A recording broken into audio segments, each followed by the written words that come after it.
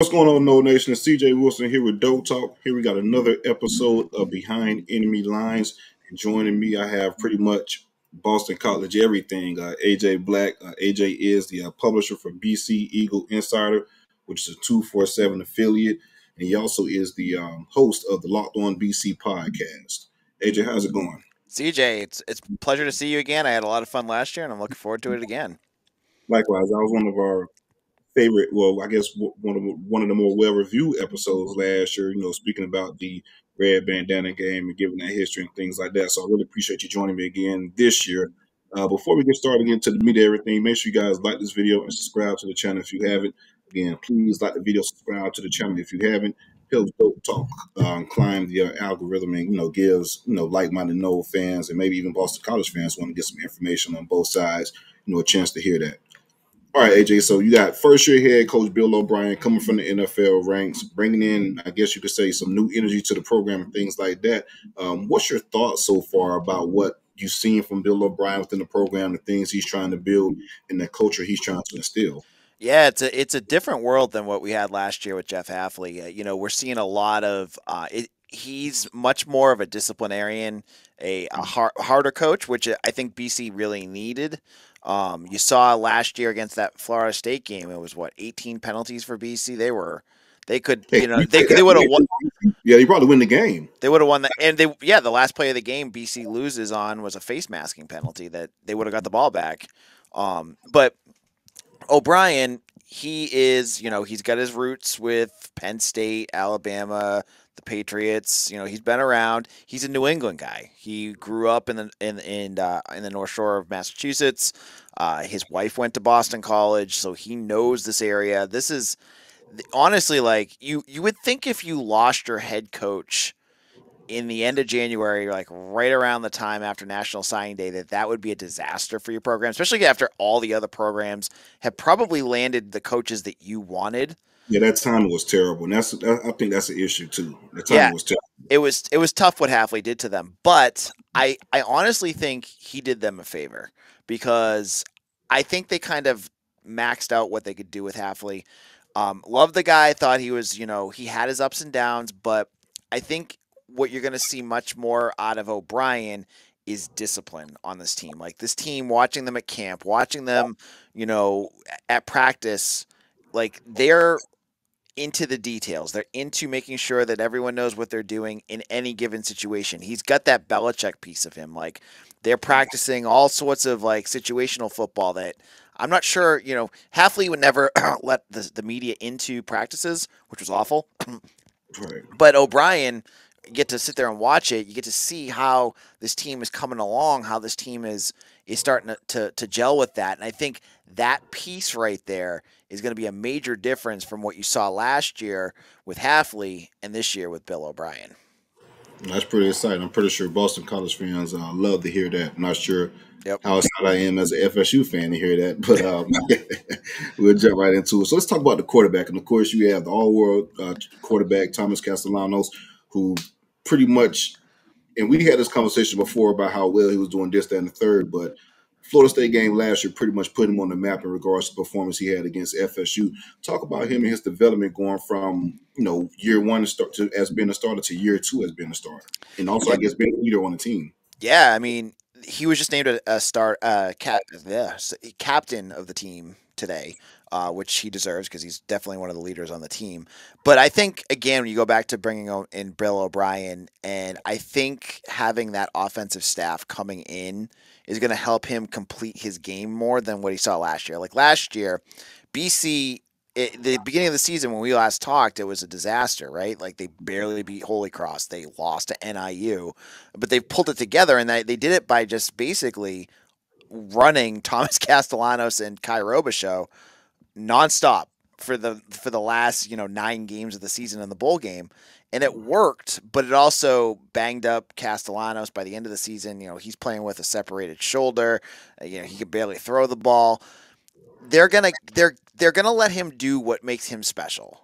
Bill O'Brien has made that very clear at practice. Like he's not gonna bottle him up and like say, "Hey, you got to stay in the pocket," but he's teaching him a lot more of the fine tuning of being a quarterback. I mean, he's worked with Right, some of the best, right? right. So he, I think, has really set. He's very clear that Castellanos is one of the guys that he's seen at practice improving the most. He called him the most improved player on the team. Watching him, totally see it, right? Like he doesn't. Last year, it was always like one quick read, take off, and one quick like he didn't make his progressions. He got really bad happy feet, and that caused a lot of the interceptions you saw too, right? Like he just was like he didn't do like the fine mechanics of what you need to be a quarterback. You see a lot more of that now. O'Brien and new offensive coordinator Will Long, who worked with the Patriots and Penn State and Alabama, he it has worked with him on that, and you can see it. You can see him like progressing in the pocket. You can see him moving up and having that confidence to trust his arm. So I'm really interested. I've watched him at practice enough to see what I've seen, but I want to see what he looks like in a real game. And I think it's encouraging what we've seen so far that he's going to be not just a guy with his legs, which I think, given what we saw against Georgia Tech, could be a problem for Florida State. But Right. I think his arm might be something that might be something that flashes as well.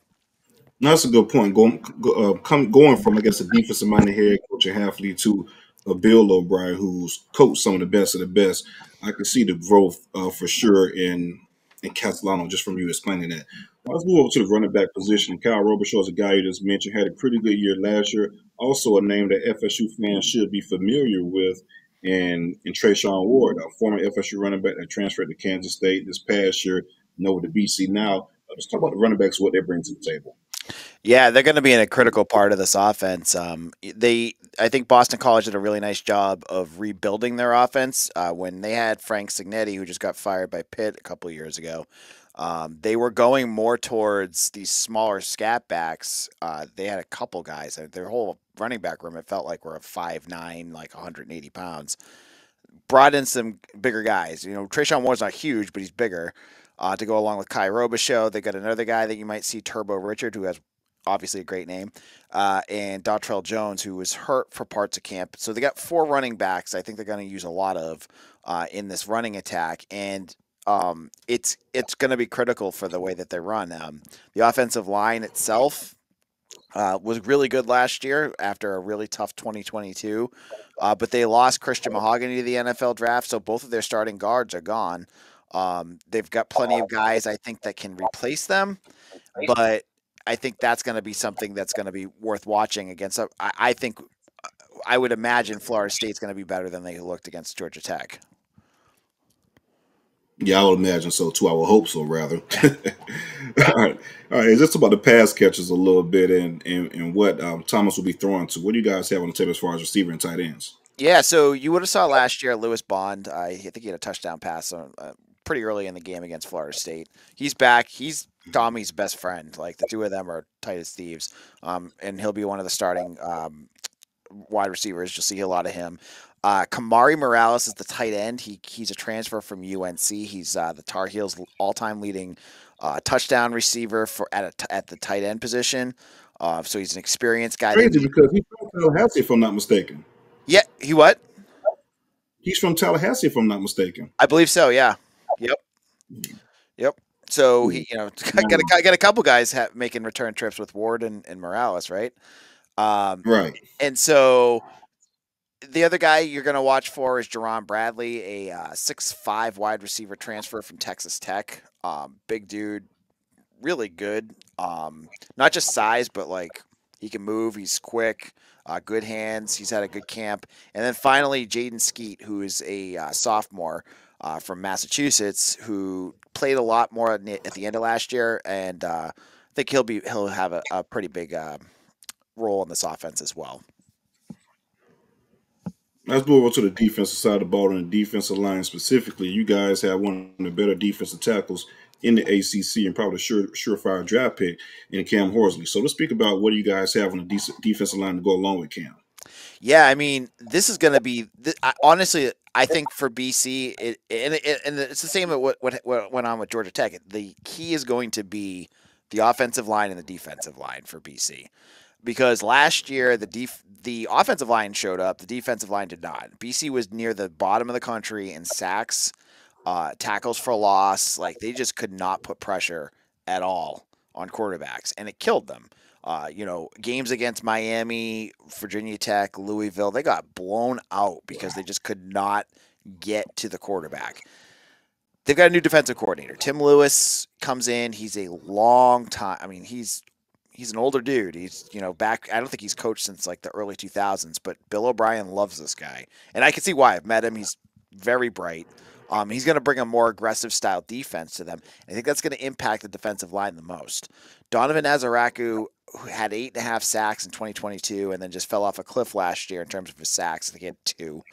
Um, he, I think, is going to be the biggest beneficiary of this new regime. I think he's going to be a guy that they're going to let play more aggressive and more instinctual than we have seen in the past.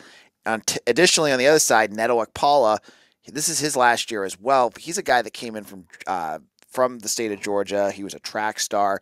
A lot of hope for this kid. He's had his moments, but he has not been consistent enough.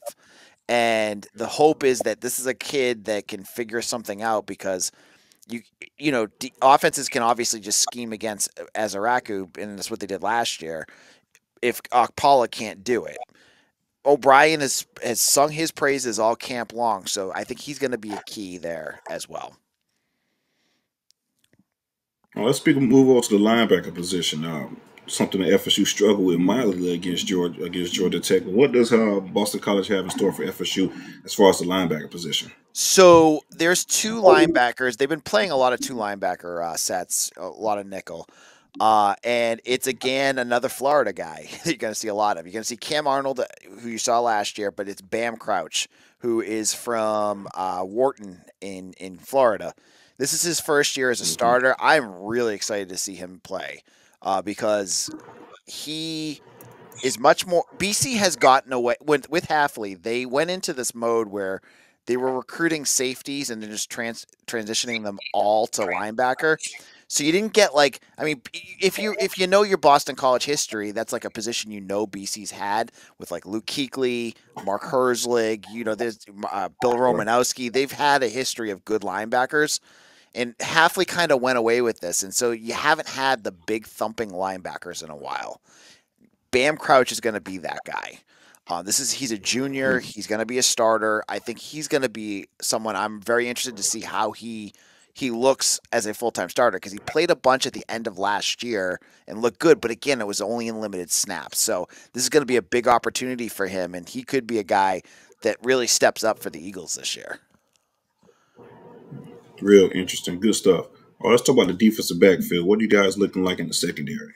So interestingly, this is a defensive backfield that is completely new almost. You have Amari Jackson, who's the one guy from last year, and actually I shouldn't say it's completely new. The nickelback Florida State fans would remember is Kari Johnson, the one that picked up the fumble at the very end of the game that almost put BC back into it. He's still there, but two new safeties. You have KP Price, who's a sophomore playing at safety, and then they've been moving a whole bunch of other guys, but I think it's going to be Jalen Cheek at safety, who was a cornerback for the last 2 years for BC. So the new regime has kind of moved that around a little bit. And then it's Amari Jackson and Max Tucker. Max Tucker is another Massachusetts kid who's probably the kid I've watched the most at camp that has impressed me because I did not think he would be able to do the things that he's been able to do, which has been going against some pretty decent wide receivers and being really good at it. So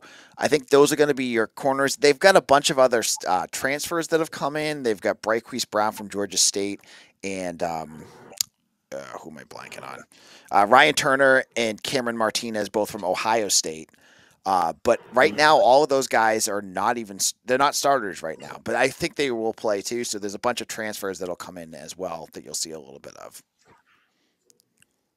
All right, let's get into, I guess, the meat of the conversation. Give me your keys to victory for Boston College. What are some things you feel like BC have to do well in order to have some success against FSU? What are some things that BC needs to avoid in order to, not let things get out of hand and things like that as far as playing against FSU in DoakTalk Stadium, home opener? So if Jeff Halfley was still the head coach, I'd say not make 18 penalties in a game, but he's not there, and I don't expect it.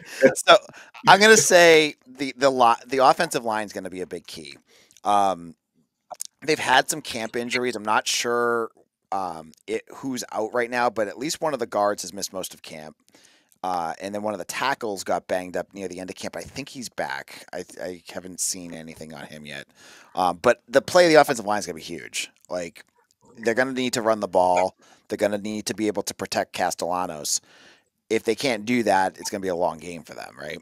So I think that's going to be a major key. And then defensively, what defense do they have? Like, is this going to be like? Yeah, I can watch them at camp and tell you that they look good, but it's very different when you're playing in Doak Stadium and on a Monday night on Labor Day than it is playing on a practice field. So I'm very interested to see. I think that's gonna be a key too. Like, is this defense for real, or is it gonna be more like last year? Because if it's more like last year, it's gonna be a long game. But I think those are gonna be the two big key factors for BC in this one. All right, give me a score prediction. Hmm. I am not picking BC in this one. As much as like the fans are they're gonna kill me if they hear me say this. So I I I I I saw what I saw on Saturday, right? And I am much more in the I've done this for a while. Like, one game is one game. Mike Norvell is far too good of a coach to let that happen twice. So I think whatever he learned, whether it's having DJU throw it more downfield or getting off the field and being able to protect and stop the running game, they're going to do that. I think the game will be closer than maybe the spread is. I think it's 17 right now. So I'm thinking like Florida State, like 34-20. I think they're going to probably win by like 14 points. Yeah, I tend to agree with you in regards to Mike is a guy that learns from his mistakes and doesn't really make the same mistakes twice. So I do think it'd be a different type of adjustments for FSU. But I am kind of concerned as far as toughness at the point of attack from the defensive line. So I do want to see that in regards to FSU responding from last week. But yeah, I do think the edge with having a game under their belt versus Boston College, being the first game, could help as well. But I think it'll be closer than spread too. Give me 31 FSU, 21 BC. Mm-hmm. Thomas Castellano does some Thomas Castellano things for sure. Yep. AJ, I appreciate you coming on, man. It's been a pleasure as always. Again, guys, make sure you like and subscribe for this channel. And also, AJ, are you coming to town for the game? Are you going to be down? I won't be. I don't get a chance to travel, unfortunately. The joy of covering a small market team is the Right, I finances understand. aren't there. I wish there I was, did- yeah. but I will be in No, I a was lot going of. to say it would have been no, so I was going to say it would have been a pretty good time when they had and would have showed you some good spots in town in Tallahassee and things I like that, got and invited you to a tailgate. I got to get down to Tallahassee at some point, but not this year. And I got two little ones at Yeah, home, so it's a little hard too. yeah, definitely. Maybe in 2 years or so, if things go according to plan as far as things like that, you can come down and come hang out for sure. But fans, if you guys are coming to Tallahassee, it's a 3-day weekend, Labor Day, this, that, and third, on the big time tailgate. You guys know how the tailgates go pretty well, so make sure you guys grab your ticket if you want to join. $40, all you can eat and all you can drink, including alcoholic beverages. Whew, Can't beat it. can't beat that. Right, right. Pretty good deal, right? Yeah. Again, make sure you guys subscribe to the channel. Thanks, AJ, once again. Thanks for having me on, CJ.